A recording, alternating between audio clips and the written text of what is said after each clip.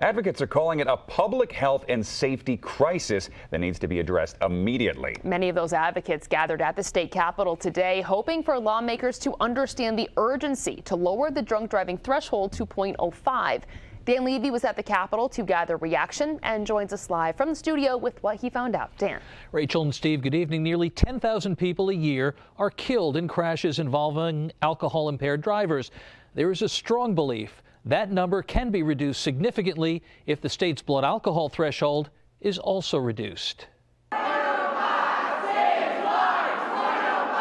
They stood shoulder to shoulder on the $1 million staircase, many of them family members of drunk driving victims, many classmates and friends of young victims, many of them lawmakers who sympathize and support the cause. All the data points to .05 being the correct standard, because that really is when you start losing motor skills, judgment skills, coordination skills. And what happens is when people know what that limit is, they abide by the limit, and because they're concerned about meeting that limit, they either drink less or they find another way home. Erica Lynn wishes she didn't have to stand on the staircase. I lost my parents on my 50th birthday.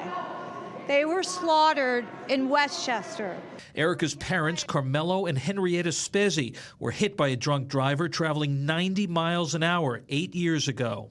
My life has never been the same, but since that moment, I have been determined to turn my pain into passion. And that passion has become a crusade, but not everyone supports it. The Tavern Association has opposed lowering the definition from .08 to .05 for one simple reason.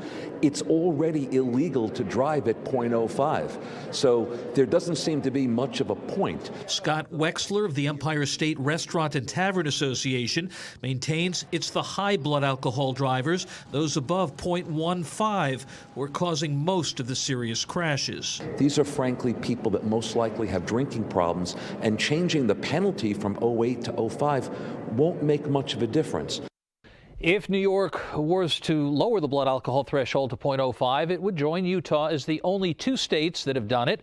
Studies, by the way, have shown that lowering legal BAC limits does not lead to an increase in arrests or a burden on the criminal justice system, nor does it cause undue harm to the hospitality industry. Rachel and Steve. Dan, thank you so much.